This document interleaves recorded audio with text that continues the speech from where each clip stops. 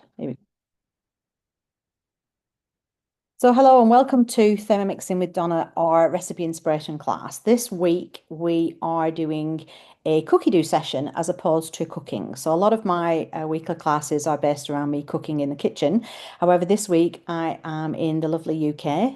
It's a bit chilly over here, and so I decided we would do a little bit of cookie do. So for those that are maybe watching this on YouTube, please remember to hit subscribe, hit the bell, and then it will tell you next time I upload a video.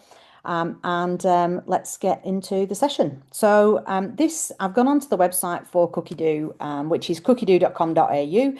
If you are looking at this overseas, you will be looking at cookidoo.com for the international site. This one's based in Australia. So in here, this is our home screen, and you've got a number of options on this screen. So the first thing I'm going to cover is the profile. So as you can see in the corner, I've got my little picture.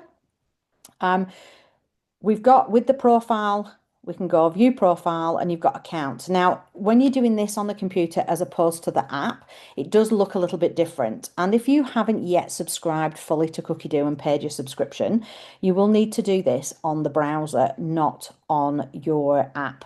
You can't access your membership on the app, but you can access it on the computer. You can access it in terms of viewing it, but you can't actually access it to actually put in your details, if you will. So I'll have a look in here. So we've got in here, you will get your cooking style. Now your cooking style works like Netflix. So if you choose a cooking style, it will look at what you're cooking and it will give you options. It will sort of give you suggestions on what you could cook. So I've got time saving cook. I might change it this week to veggie cook. All right, so you can change this. Good to change it up every now and again, and then it will give you a different set of suggestions. You can edit your profile in here, which is for your picture and your name.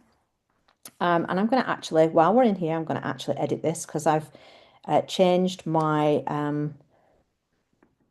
profile recently to thermo gap mixing because we can't have thermo mix as a word in our pages. So that's what we do there. So you can change your username to whatever you wish.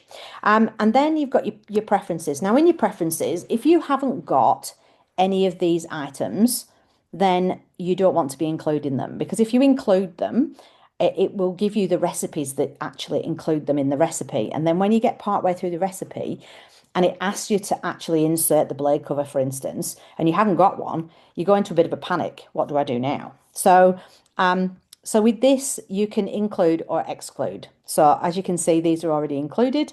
I have the blade cover peeler. So the Thermomix blade cover was the old style blade cover that came out before this peeler blade cover. Now, just to go a little bit into detail with these, so the blade cover is used for slow cooking, which you can use this one for slow cooking as well. So Thermomix blade cover and peeler. This one is for peeling your potatoes, peeling your garlic, peeling your beetroot, peeling eggs. I'm not a fan, but some people do peel them very well in it. Cooked, obviously, I have to say that. Then we've got the Thermomix cutter. So this is your food processor. So this is what does your slicing, your grating, and your zoodles as well, because we have the zoodler as part of it. And then you've got the Thermomix sensor. So this goes into your cakes, your meat, your breads in the oven. Or a barbecue, and this will tell you when your whatever you're cooking is ready. The Thermomix will actually tell you when to take it out. So that is also another really cool gadget. And I may do a class on the Thermomix sensor at some point. I've got a few sessions on the cutter, so if you're familiar with my my YouTube channel, there are some Thermomix cutter videos on there. Then let's go down to preferences. So other preferences. So in here, I've got TM7 and TM6 because those are the two Thermomixes I've got. I've got English and I've got all countries. Now, the reason I have all countries is if you have Australia in there, it will limit your English recipes. So if we go to update filter, which is what I would like you to do if you've never done it on your machine, and you go down to you may have Australia already ticked on here, or if you're in another country, you might have that country ticked. So you just really need your language. If you're lucky enough to speak another language, then obviously you can choose another language as well and have it in that language as well as English. And then you've got all of these countries in here as well to choose from. All right, so I'm not going to choose any countries. Just going to leave it as English because it gives me maximum amount of English recipes, and I'm going to save. All right, so that's now saved all my preferences in there. Now, if we go to, I want to see if, because this isn't giving me, maybe it's in for you, where we get to our account, which is, oh, there we go. So when you go to view profile, you've got account. All right, so in your account, you'll see here, you've got membership, my devices, account settings, and data usage. This is where it will show you when your active membership is. So my membership is next payment date is the 29th of December 2026. We've just, as a consultant, if you had one sale in November, you actually got a 12-month Cookidoo subscription. So that will obviously change then to the end of 2027, fingers crossed. Then we have my payment method, so the email I use for my payment method. I've got my home address, which actually probably shouldn't be showing you that since this is going on YouTube, but that's all right.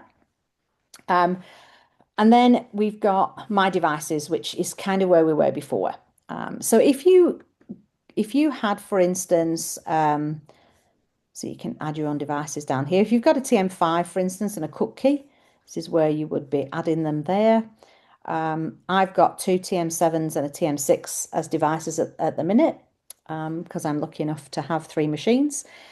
So for those that are watching this that live in the Redlands area and are looking for to try a TM7, please do reach out because I do have a machine that I keep for what we call the loan service. So you can borrow it for a few days to see how you feel.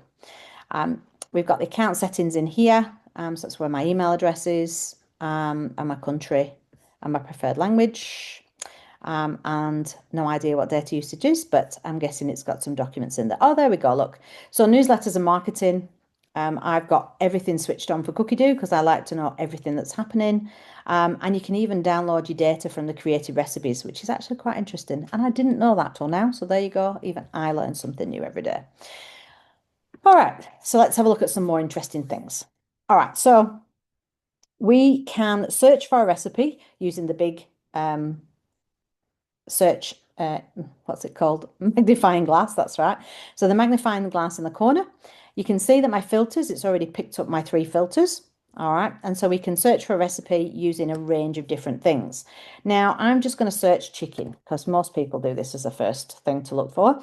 And I'm just going to hit search and we're going to see what it brings up. All right, so in the filters, it's brought me up 1,688 recipes. Now, that's a long amount of recipes, right? That's a large amount, should I say. So we can search by relevance, or we've got some different things that we can search by. So newest recipes, name, total time shortest, total prep time shortest. Oh, let's go prep time shortest. Oh, we've got best rated as well, which is always a good one. So we'll go with, what should we go with? Let's go with name. So that means it will have chicken. Oh, it'll have chicken in the name. Well, it's not got chicken in the name, but there you go. This one has. So you've got lots of different options there that involve chicken. So chicken will be in the recipe at some point. I'm not actually sure where chicken comes into that recipe, I will be honest. It's not completely fail-safe, isn't this Cookidoo, by the way? So don't take anything I say as gospel, but hopefully I'll be able to give you a good overview. All right, so let's go back to relevance. All right, so we've got our chicken recipes. Now I'm going to go to filters because I want to filter by some different things. So we've got filter by main dish. So I could do main dish, rice and pasta. Everybody loves a good rice and pasta dish. We've got 167 there. Actually, 183 it's just jumped to. See, that's interesting, isn't it? 183 it says up there and it shows 167. Not sure on that one. We'll just not question it. Now then, there's some really good recipes in here. Now, a firm favourite of mine, the low waste chicken lasagna is amazing. The chicken and spinach lasagna is also excellent. Creamy chicken and sun-dried tomato pasta, another great recipe. There are so many on here. Now, if you look at the star ratings, you've got 4.6, you've got 4.8. All right, so anything that's up there, I mean, this one here is a 5-star, but it's only been 5-starred by one person. Whereas this one's 4.6 with 551 people. So this is going to be a good recipe. So let's go with this one. So I'm going to select this one and we're going to go, right, what are we going to do here? We can cook today. Now, if I was on my app, it would also give me the send to my TM7. So I will be able to send it directly to my TM7 and it would appear on the screen. I can go cook today and that would also go into my week for cooking today, or I could go to these three little dots here, and then we've got some options. All right, so we can add to a recipe list. So if you wanted to add that to a collection, so let's add to recipe list and let's create a new collection. I have an awful lot of collections on here. In fact, I probably even have one for pasta. Let's have a look. LMNO. I don't have a pasta one, so let's do a pasta one. So create a recipe list and we'll call it pasta. All right, and save. And so that now has popped that recipe into there. And I'll show you how we get to that in a moment. Then I could go for the three little dots and I could go add to my week. Oh, when are we going to cook this? Let's say Saturday and save. All right, so now I've popped it into my planner for Saturday. And if I had a special occasion coming up and I was going to cook for a number of special recipes, I could actually put them in well ahead of time. In fact, the actual date you can put them in for, if I just go to add to my week, you can actually go right the way through. So say we were planning for Christmas Day, for instance, I could pop something in for Christmas Day. I could do meringues, maybe some special gravy or whatever it is that I want to do. I could actually choose it no matter when. And I think you can go all the way, like you can see I can plan all the way through 2026 if I wanted to. Then from the three little dots, we're going to go add to my shopping list. Now, I'll be honest, I didn't clear my shopping list first, so I've no idea what's going to be in there. But I've added that to my shopping list. So what that's done is it's added all the ingredients for that one recipe to my shopping list. All right. Then what else have we got options? So we've got add to created recipes. So if I wanted to tweak this recipe and maybe add in some ingredients, I could go to created recipes. That's another lesson for another week, but that's one of the things that we could do. All right, so we've added that to our shopping list. So let's go to along the top. So we've got for you, so this is some recommendations. All right, we've got explore, which is kind of where we were before. So you can search by whichever type of dish you like. Or we can go my recipes. So this is where I was in the collection. So you've got my bookmarks are here. The vegetarian chili, another excellent recipe. You've got your created recipes here, recently cooked. So recently cooked, now what's interesting with recently cooked is that this never used to show on the internet. It would only ever show on your machine. So that's been an update since the TM7 has come out that we now can see recently cooked on our app as well, which is really good. This is my favorite apple and almond overnight oats that I have all the time. I've already made that in the UK. And these were the Yorkshire puddings I made on the branch cooking class last week. So if we go to my week, you'll be able to see that in there I've popped in the chicken and spinach lasagna. So that's here.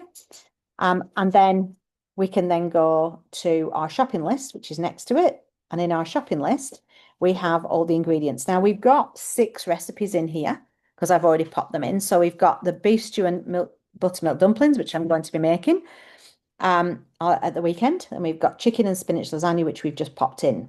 So I'm just going to, for instance, I'm going to remove that from the shopping list. So that's all you do, 3 little dots, remove.